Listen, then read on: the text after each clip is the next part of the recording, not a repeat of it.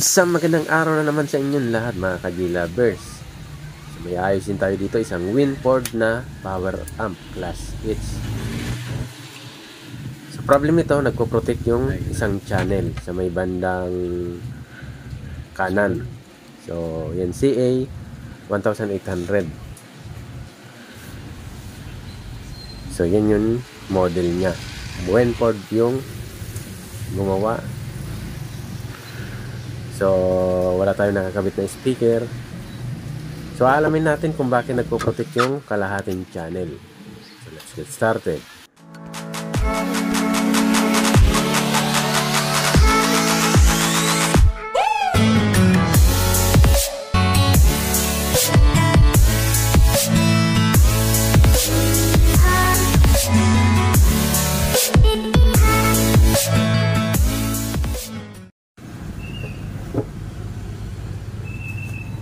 Balang una kong ginawa dito mga ka-G-Lovers, nag-check ako ng voltage biasing. Nung pag-check natin, nakita ko itong walo na to, almost lahat naman sila 0.3. So magkakapareho sila ng 0.3. So ibig sabihin, good yung pinaka-amplifier circuit natin. Kaya nga, nung nakita ko na almost lahat ito 0.3, good yung voltage biasing, walang DC out, abot tenga yung ngiti ko. Hehe, mga ka-G-Lovers, bakit ka mo? Abot kaya ngayon ngiti natin kasi good yung pinaka-main amplifier. Hindi tayo masyado mahihirapan nito sa paghanap ng problema nito kung bakit siya nagki-clip. Kasi hindi na natin gagalawin yung pinaka-main amplifier kasi good yung voltage biasing niya at okay din, wala siyang DC out. So ibig sabihin, isa na lang yung hihinalaan natin kung bakit ito nagpo-protect o naglalagay ng clip. May problema sa relay drive niya o driver niya. So pag hindi nag-switch yung relay, hindi talaga iilaw ay hindi mawawala yung ilaw ng relay driver niya o parang naka-protect lang siya. So left and right naman yung circuit na to ng amplifier. So, ang ginamit na output pala dito ay C5200A1943 na ginamit. So pig-apat sila, apat na A1943 at apat na C5200, bali 8 sa left at 8 din sa right. So, yan yung iniisip natin na walang problema sa pinaka-main amplifier circuit natin na hindi natin siya gagalawin. So, maganda pala yung transformer na ito. AI core at ang laki. So, dito tayo magpo-focus. Ito yung drive ng relay. So, may nakita ko may konti siyang kalawang. Baka need na natin siyang palitan. Baka kasi sensitibo yung ganitong model o unit. So, binaklas na natin siya sa case niya. So, sa housing niya. So, tinignan natin, medyo may kalawang nga. So, papalitan lang natin tong drive muna. Tong relay driver niya. Na 551-5401 yung nakita ko dyan. So, yan muna yung gagawin natin. So, gagawin natin, baklasin ko muna to. Tapos, papalitan na natin muna ng drive natin na bago. Tapos, yung resistor, may nakita tayong may kalawang na resistor. So, papalitan na rin natin yan. So, tara, gawin muna natin to. Palitan muna natin to mga ka-G-Lovers. Tapos, testingin natin mamaya. So, ay, mag-check muna pala ako ng output. Baka may leak yung output. Kahit good yung voltage biasing. Nung pag-check natin, wala naman ako nag-detect na leak sa output dito.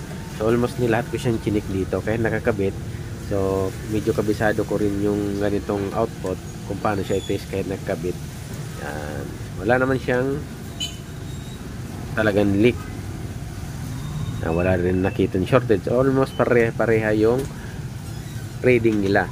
So, ibig sabihin, good naman yung output. Wala tayong problema sa output pala dito. So, hindi natin siya gagalawin. So, nilahat na natin yan. So, doon tayo magpo-focus sa drive niya mga ka-G-Lovers. Papalitan natin yung mga transistor doon. Tapos yung resistor na nakikita natin na may kalawang. Kasi hindi nagsisipon yung relay. So, ang gagawin lang natin, mapasipson natin yung relay para maalis yung clip niya. So, kita nyo, almost good naman yung lahat na transistor. So, walang problema sa transistor tayo. Sa output transistor. So, okay.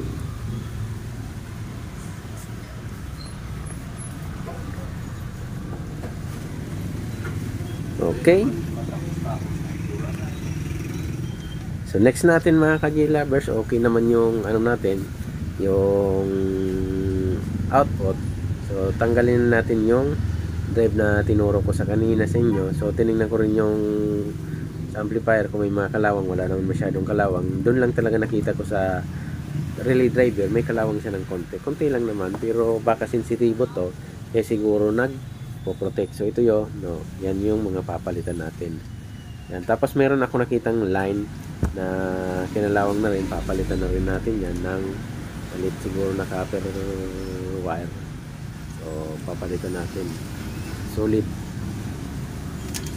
Tapos capacitor, pwede rin, pero nahin muna natin tong 551 5401 na transistor, palitan natin. So tara, palitan muna natin to. So papromote muna ng channel ko. Kung bago pala kayo sa ating channel, please subscribe and bahit na notification bell para updated kayo sa bawat ina-upload ko na video. So kung sa page ito nang papanood ko, pa-follow, pa-like and pa-share na rin ng video na to. So tanggalin lang natin to, tapos palitan lang natin.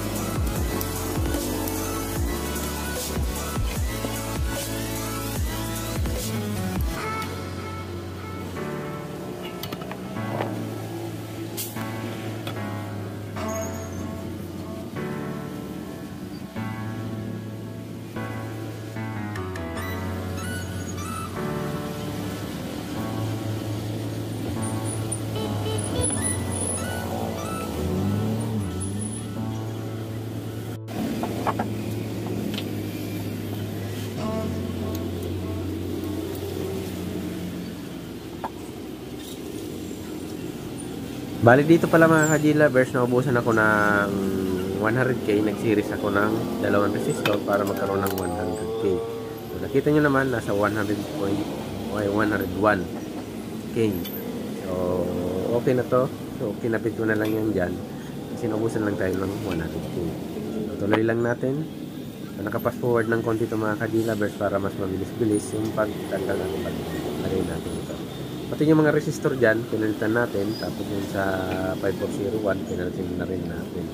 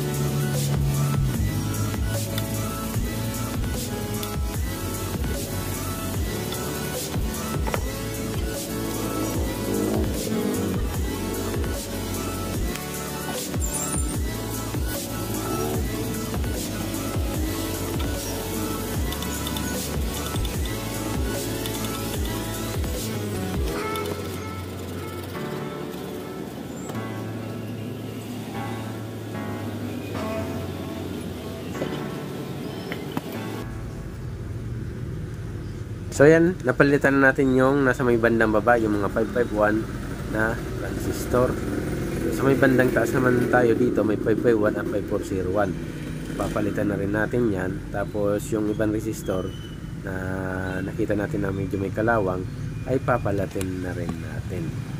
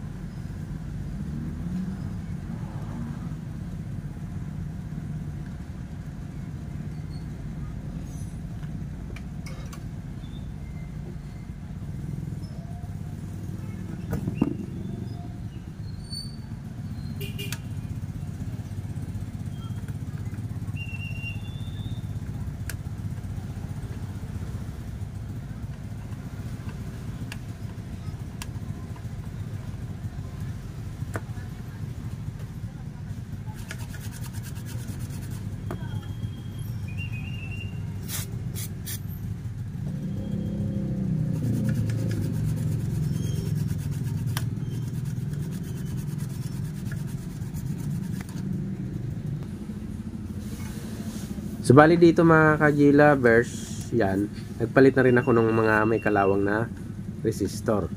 So pinalitan na rin natin para sigurado na tayo. Tapos dalawang capacitor nagpalit din ako dito sa may drive ng relay. So nakita ko kasi yung capacitor medyo may kalawang na rin yung paa, kaya pinalitan ko na rin. So hindi ko na lang napakita sa inyo na kung paano natin siya tinanggal kanina.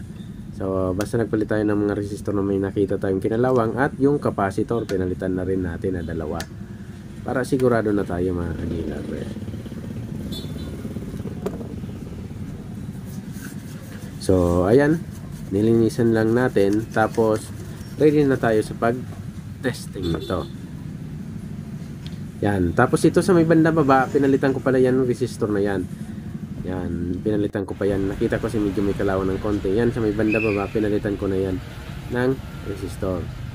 So, ito na yan, oh. Pinalitan natin na resistor. Nakita ko kasi mayroon pa siyang konting kalawang. Tapos yan, nakita nyo malaking copper. Yung sinasabi ko sa inyo, pinalitan ko na yan kasi may kalawang na rin yan. So, yung jumper dyan na nakalagay, kinalawang na. Kaya pinalitan na lang natin ng copper jumper dyan na hindi masyadong kakalawangin. So okay naman yung voltage biasing natin, wala na tayong problema. Hindi natin siya ginalaw pala. So dito na lang tayo naggalaw sa relay driver para mag-switch on itong pinaka relay niya para maalis yung pagka-clip niya. So okay na to, wala na tayong ginalaw dito sa pinaka amplifier niya. Next natin ay pili natin siyang testingin kung mawawala na ba yung pagka-clip niya. Yan, basta okay to, tinisin natin yung output, walang problema sa output. So dito lang tayo nag-focus sa drive ng relay. Wala na tayong ibang ginalaw, dito lang tayo sa drive ng relay na nag-focus tayo. Dito lang tayo nag-repair. So tara, subukan nga natin kung talaga mawawala na yung pagka-clip nito.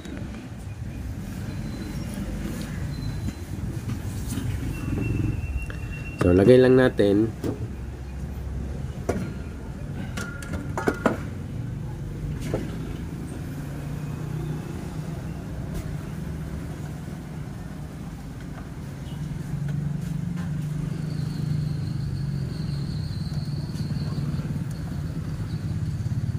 So, ayun. Yan. Lagay lang natin tong power. Ito naman yung sa speaker. Okay. Tapos, ito yung sa mga indicator niya. Tapos, yung ibang function niya. So, pwesto lang natin. Yan. So, okay. Naikabit na natin. Susubukan na lang natin kung mawawala na yung clip error nya. Nagpalit tayo ng mga drive sa relay driver, tapos yun resistor. So, nagpalit tayo ng transistor at resistor. So, titingnan natin kung mawawala na ba yung clip error nito. So, nakapower na tayo, umilaw na yung green. Yun sinasabi ko sa inyo, nag-switch na yung relay na, nawala yung clip nya. So ready for testing na tayo. Lagyan na natin tong yung speaker.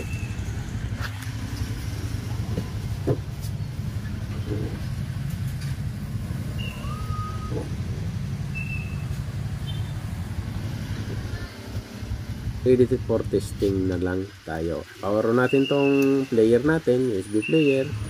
Power natin tong Winford na Class H amplifier, CA1800. So tumutunog dito, sa kabila naman ay tumutunog. So same na sila. Ibig sabihin, okay na to. Pwede natin tong ibigay sa may-ari. So thank you very much. Sana meron naman kayong natutunan sa tutorial natin na ito. Maraming salamat.